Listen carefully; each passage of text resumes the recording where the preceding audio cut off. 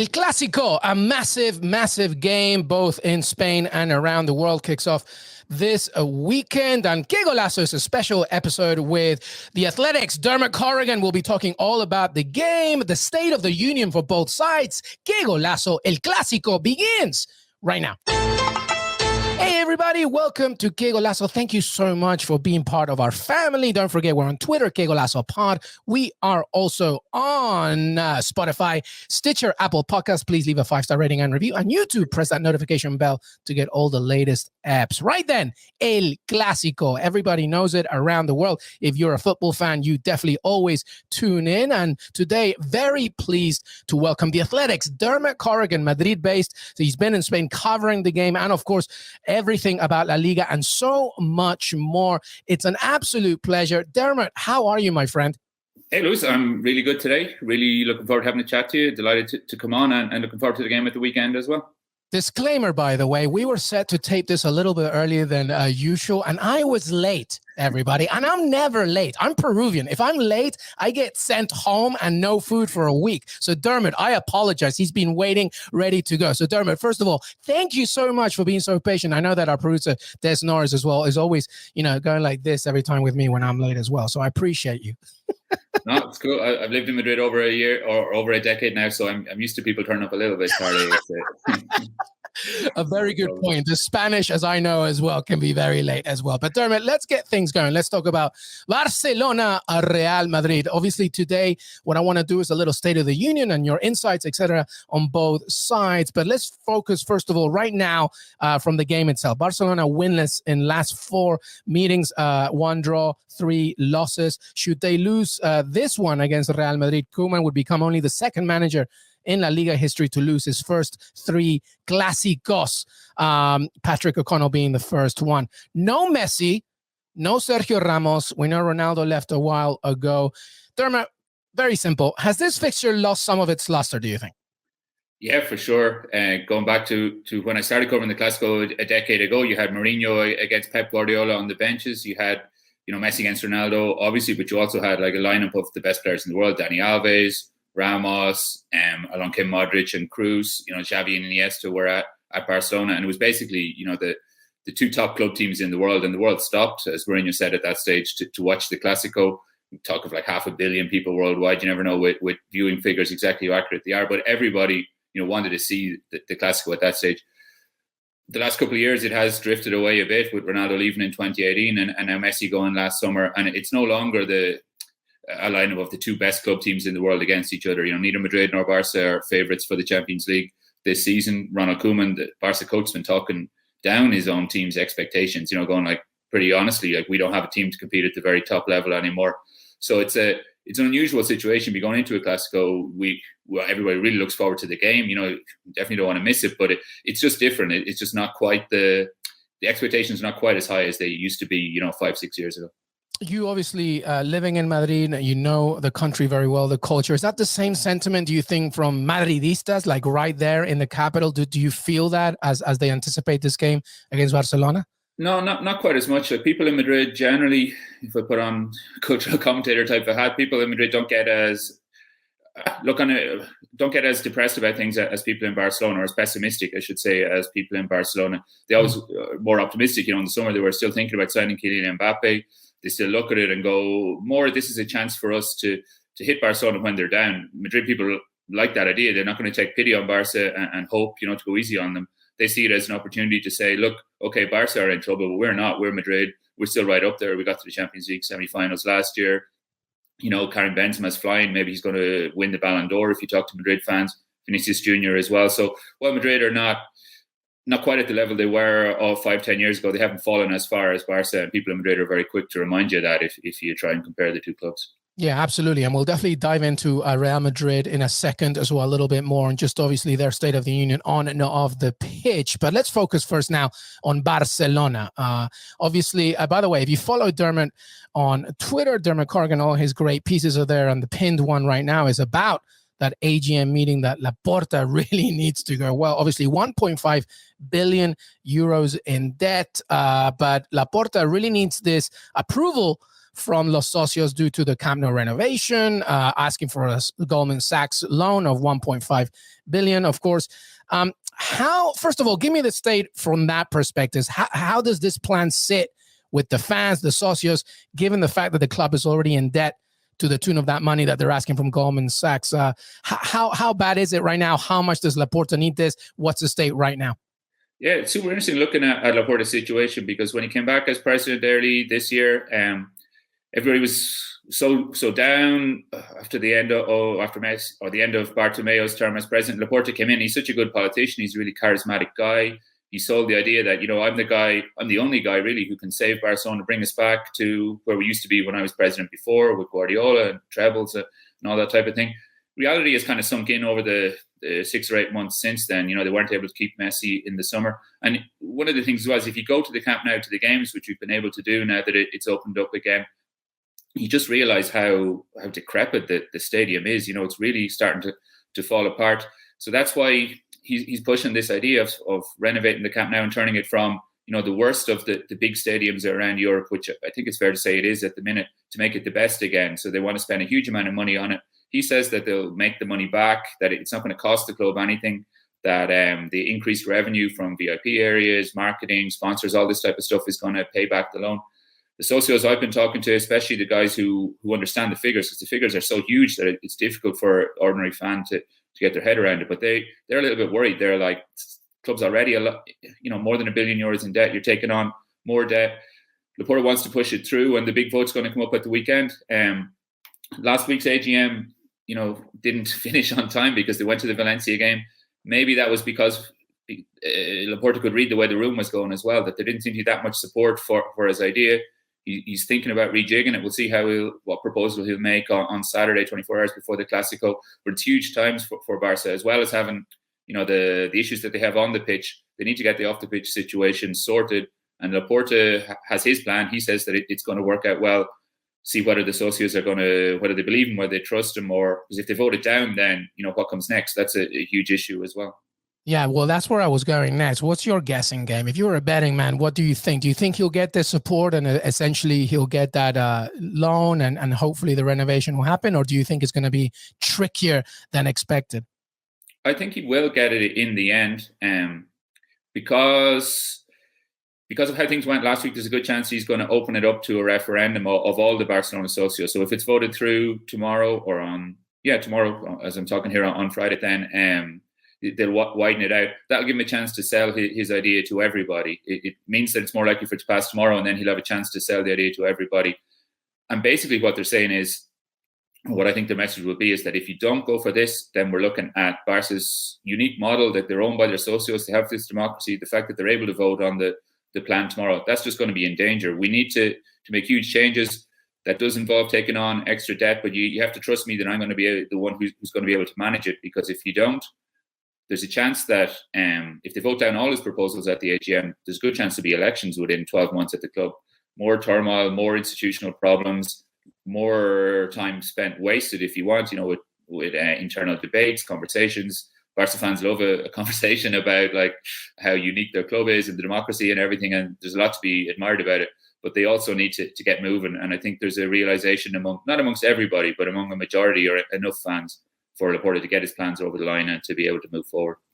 Yeah, rectifying the huge debt, Camp Nou renovations. Aside from that, what else is at stake in this AGM, do you think? Is there anything else? I mean, it could be a simple question, I guess, but something perhaps that we're not looking at so far, because obviously we know the stadium is, a mess. It needs to be completely restructured.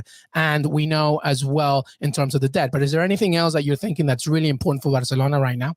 Yeah, there's one thing, and it points to what I was saying there about the intricacies, I guess, or the details in Barcelona's democracy, that within the club, there's one of the statutes that says, Statute 67, which, Barca socios have become quite well up on over the last couple of years, but maybe not everybody else. And that says that if the club runs a debt, basically if the club runs losses for 2 consecutive years, the president has to resign and the board has to resign, which the idea is so that, people don't go spending crazy money, putting the club in trouble. The problem at the minute is that Laporta has come in. He's already made losses in his first end of year. That's for him. And the situation is so bad that they need, it's impossible almost for them not to run at they would hope a lower loss or a smaller loss next year. But to turn everything around probably means having to sell somebody, whether, for big money, Frankie de Jong, Pedri, one of the big players would have to be sold in order to balance the books.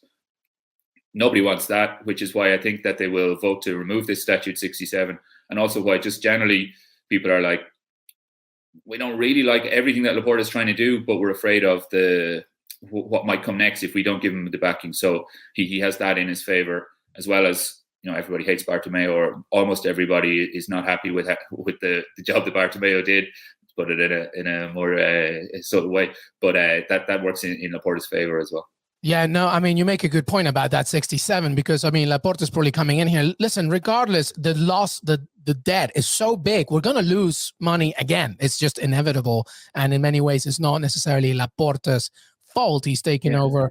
So that's why they want to get it. That's a very good point about that specific. All right, let's talk about just the importance of Champions League knockout money. I mean, how devastating would it be if Barcelona don't qualify to the knockout stage? It will be huge. It depends, but if they have go to the Europa League, or if they have no European football after Christmas, you're talking about something like 40 million euros that Barcelona would lose. Budgeted in each year, they decide, we're Barcelona, in their budget for the year, we're going to get to the quarterfinals at least, maybe the semi-finals. All the extra money that involves from fans coming into the stadium, from broadcasters, from sponsors, bonuses, all that type of stuff, they wouldn't be getting in. And again, it comes around to the club just have very little to start with, and they have to find it from somewhere. So in a way, it's like either we get into the Champions League, or we're going to have to either sell another player or not be able to buy a player next summer. That's basically what it boils down to. Yeah, which is why it was so big for them to get that win against Dynamo Kiev, regardless of the fact it's just halfway through the group stages. All right, final question on Barcelona. We're going to move about Real Madrid in a second. But one thing, obviously, that everybody wants to talk about is the squad, right? I mean, the beginning of the season, obviously, we just saw like a clearing sale, right? In terms of players coming out, trying to reduce the wage bill, et cetera, et cetera. Ansu Fati has just been given a new contract. Pedri as well. You would suggest that obviously that's the aim right now, right? To sort of revitalize everything through La Masia, et cetera. How would you assess the squad right now? Yeah, I don't think Barcelona's squad is as bad as Koeman keeps saying it is. He's come out good few times over the season so far saying, like, what do you expect me to do with this team? We're missing strikers. We're missing pace here. We don't have this type of player here.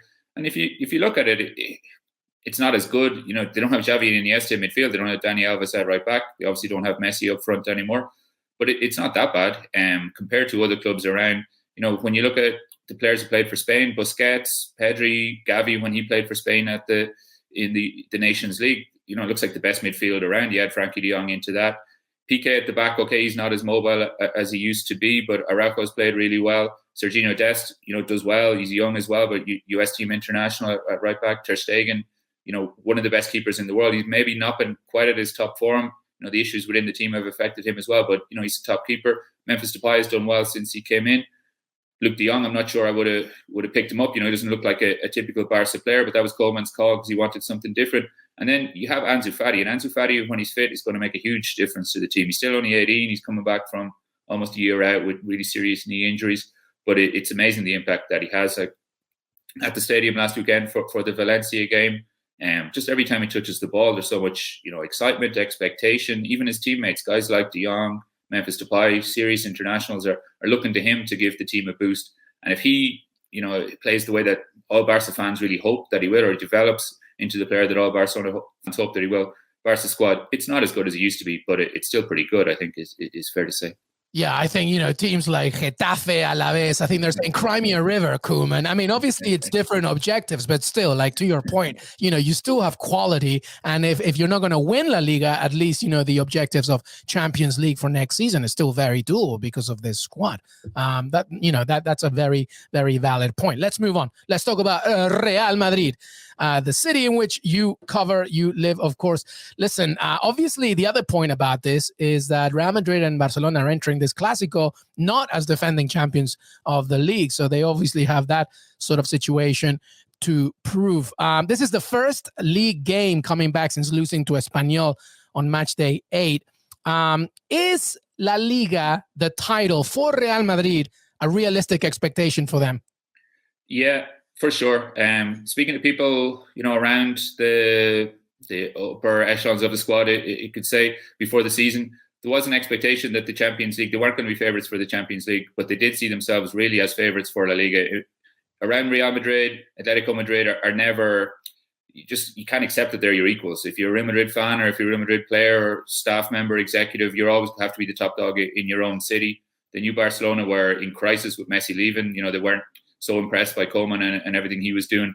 So around Madrid, within the squad, within the fan base, they have to win La Liga this season, you could almost say. If Ancelotti doesn't pull it off, or if they don't come close, it will be go down as a missed opportunity or even a failure. And Madrid president Florentino Perez, not a big fan of either missed opportunities and definitely not of failures. How much do you value right now the importance of making sure that Karim Benzema sticks around? Obviously, the contract negotiations to make sure that he stays there a little longer.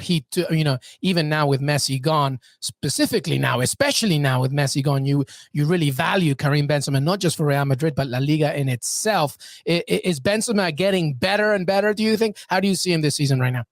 Yeah, he is. He's playing the best that I've ever seen him play. It's amazing, really, how he's come out of himself, out of Ronaldo's shadow when Ronaldo left 3 years ago, and suddenly taken on the more responsibility to be the goal scorer, and even more in the last couple of months. I think he's the club captain now, more or less. Marcelo's still club captain in theory, but Marcelo's not playing, so Benzema's wearing the armband.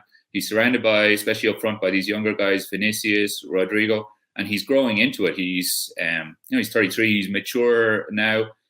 He's kind of has always been a quiet character. He's been criticised sometimes around the Bernabeu as being, too diffident, or he didn't care enough, or he wasn't tough enough to be a real centre forward goal scorer. But he's put that to bed completely. He's total team leader at the minute. You speak to people, teammates and people around the squad. He's really vocal now, whereas he used to be quite quiet. He's vocal around the dressing room, around the training ground. He's got high standards for himself in his professional life, and he expects other people to come up to that. And he's going at almost a goal a game and an assist a game is just crazy stuff in La Liga so far. And the way he's played over the last couple of months, he's head and shoulders above any other player in La Liga. And I'd argue in Europe as well. It's another conversation, I guess. But whether he wins Ballon d'Or or not, we don't know, because everything comes into that. But over the last couple of months, I don't think anybody's been playing better than Benzema, either for Madrid or for France. We scored that great goal as well. Yeah, no, absolutely. I mean, the conversation here is always Benzema, Lewandowski, Mohamed Salah, and it's obviously arguable where you go, but you can't deny just the consistency that Karim Benzema continues to give for the club and country. But obviously, outside of the pitch, Dermot, the continuation of the sextet blackmailing situation. It's day 3 in trial, I believe. His lawyer's already excusing him from even attending because for professional reasons, etc. Do you think this could destabilize him a little bit? I don't think so. It is a super, super complicated situation and has been super difficult for Benzema himself. And that's without, judging the rights or wrongs of the situation. But it has been hanging over him for years and years and years. He was away from the France national team. Doesn't seem to have affected his form at all. It's strange. Sometimes people go into themselves or your professional life is affected by what's going on outside, or your football life is affected by what's going on in your life outside it. For him, it doesn't seem to have been at all. He's been able to compartmentalize it in a way which is, maybe something that a lot of the top players are able to do, that they have different parts of their life, but when they're on the pitch or when they're at training or when they're in front of the goal, what else is going on in their life doesn't seem to bother him. It's almost a relief in a way. And again, I don't want to get into judging, the rights and wrongs of the legal case, but when you see him playing on the pitch, it's clear that he's not, too worried about what's going on back in France. It doesn't seem to be affecting him. So I wouldn't expect him to look distracted on Sunday during the game, or he definitely, he's going to be kept away from the media. I don't think we're going to get to talk to him at all, either before or after the game. But during the 90 minutes, his focus will be on scoring goals and beating Barcelona. Yeah, no, you make a good point. This is not like this just happened. It's been going on for years, and he continues to deliver. I did want to ask you something, by the way, because I have my own thoughts about it. Kylian Mbappe, obviously, was a massive conversation in the summer about perhaps leaving PSG. His contract runs out very soon. Obviously, he'll be a free agent from 2022. He is clearly declared himself a Real Madrid fan, obviously, and I think that, Dermot, I'd love your thoughts on this. I think it was a win-win for Florentino Perez. If he comes to Real Madrid this summer, obviously massive, right? Like Perez wins from a transfer perspective, like a Galactico sort of signing next to Karim Benzema, Vinicius Jr., Luka Modric, etc. But if he doesn't get him, like it didn't happen, okay, it's fine. Yeah, maybe you get him on a free from the beginning of 2022. How do you assess the Mbappé situation and how Real Madrid dealt with it? Yeah, I'd agree. There are even some conspiracy theorists, and not been able to back this up, but people who say Florentino was pretty sure, Real Madrid were pretty sure they weren't going to get Mbappé this summer, that they knew that Paris Saint-Germain were never going to fold. They know that Paris Saint-Germain don't live in a kind of rational economic universe. It was just a poke, right? Yeah. But by having themselves in the headlines every day, by showing that they were going for the world's best players, it was a way of saying that Real Madrid are still one of the world's biggest teams. Super League stuff is still there in the background, and the political things going on between the different top clubs in Europe. And it was a way of Florentino himself and of Madrid kind of showing their muscle, or saying that we're up there still. And then next summer, it looks like, and who knows, but from here in Madrid, it looks like Mbappé is going to leave and probably going to come to Madrid. We don't know, and a lot of things could happen between now and then. But he is, as you say, is a Madrid fan, has come out quite recently and said that he wanted to go. He would have gone himself if PSG had let him out. So Madrid are best placed. They know that next summer they can't compete with, whether it's Chelsea or Manchester City or Newcastle, which seems unlikely, but they can't compete with the offer that other clubs are going to make. But they put it out there how much they wanted him, so they'll have that emotional pull, emotional call. They'll make a decent offer. I don't think he's going to have to worry about money or anything, Karim Benzema or Kylian Mbappé next summer. But Madrid, by all that they did this summer, they made sure that he'll be he should be at the top of the list when he's making his pick of destinations next year. Yeah, no, it was a very good PR move, right? Right, like an Entourage episode. And I'm also just like picturing Kylian Mbappé in a Newcastle shirt is kind of insane. I mean, that's never going to happen, but that's crazy. All right, let's finish this up. But quick word on Carlo Ancelotti here, Dermot, because obviously, there is something that he has done. I mean, when Zinedine Zidane left, obviously the big question mark was, can Real Madrid sort of sustain something regardless of who comes in? Ancelotti, clearly he's a player whisperer. We like to call him. Jimmy Conrad always likes to call him that. Just how he's able to get sometimes the best out of people. Vinicius Jr. is a perfect example. How do you see Ancelotti here in this game in El Clasico, and also how he utilizes his squad? What are the key matches for him and Ancelotti's squad, do you think? Yeah, that's exactly it. That Ancelotti came in as an experienced hand, a guy who wasn't going to rock the boat during the summer. A lot of the players knew him from before. He knew the club. He knew how things work. He wasn't going to rock the boat politically either. It's going to be easy for Florentino Perez. And he has had the team scoring lots of goals. Ancelotti's not a guy he's not like Thomas Tuchel or Luis Enrique, where he puts big demands on the players, tactically, technically, exactly what they need to do. He's more relaxed about it. He trusts in them to work out what to do. And he kind of lets strikers off the leash to an extent, or attackers off the leash, and he's getting results that way. Defensively, the team have not been so good. They lost Ramos and Varane. Ramos have been kind of fading for a while, but they've a whole new defense. Hasn't gone so well. They've been conceding a lot more goals and a lot more chances as well. We did a piece on the Athletic. It's not just that they've been unlucky. It's been that they have been, very open to, and teams have been able to take advantage. Yeah. And that's not Ancelotti's strength. Maybe organising a defense is not the strength. So he's got, it's a lot riding on him for the game on Sunday, I'd say, because he's come in, he's quietened everybody down. He's got people smiling again. Towards the end of Zidane's time, there wasn't more frowns than smiles around the training ground. It was very intense and serious. Ancelotti's, lightened up the atmosphere, but he needs to win. It's Real Madrid. You need to win. And with Barcelona in this situation as well, he's going to have to beat them really to avoid criticism. So I'm expecting the thought now is whether he's going to play an attacking lineup or not at the weekend, whether he looks to maybe protect himself with an extra midfielder like Fede Valverde, whether he looks to play Lucas Vazquez on the right wing as more defensive, or whether he's going to go for it. Play Benzema, play Vinicius one side, Rodrigo the other side. Trust his midfield, the veteran midfield that he has to go, look, we can go to Barcelona, we can control the game, we can push them back, we can play on our terms. If he does that and wins, then everything's great for Ancelotti. If he does that and falls apart, not so good. So there's so much riding on the game. Again, to go back to how we started, it's Messi's gone, Ronaldo's gone. It's not quite the game that it was. But in terms of storylines and impact and everything, it is still super interesting and super important to see how things go on Sunday at the Camp Nou.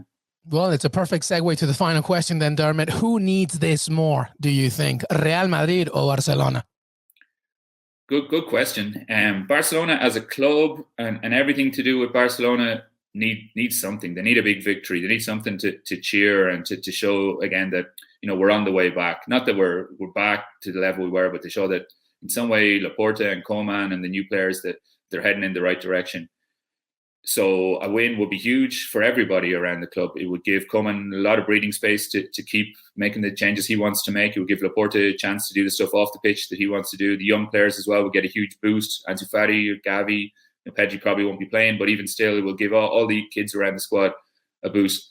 Madrid also, while they're a little bit under the radar, the problem's there, but Madrid also need a win. It's more that Ancelotti needs to avoid defeat, that a draw wouldn't be the end of the world for him. But if Madrid were to lose, Barca wins, suddenly everything turns around and the crisis is at Madrid. I'll start to, instead of writing 3 or 4 articles about Barcelona every week, it'll suddenly turn around and it'll be Madrid who everybody's looking at.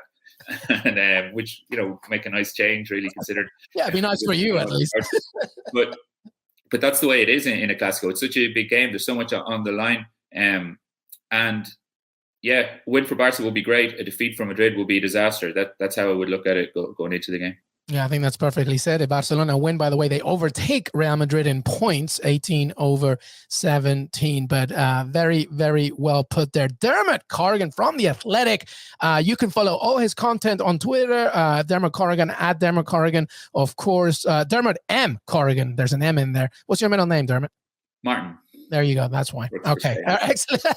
And also make sure that you check all his work, all his fantastic work on The Athletic. Dermot, thank you so much for joining Qué Golazo. We really appreciate it. No, thank you, Luis. Really enjoyed it. Looking forward to the game and looking forward to talking to you again. Absolutely right. Don't forget to follow Dermot M. Corrigan on Twitter. Follow us, Qué Golazo Pod on Twitter. We're also on Apple Podcasts, Spotify, Stitcher, YouTube.com/Qué Golazo. Press that notification bell for all the latest episodes. Enjoy El Clásico, and we will see you next time.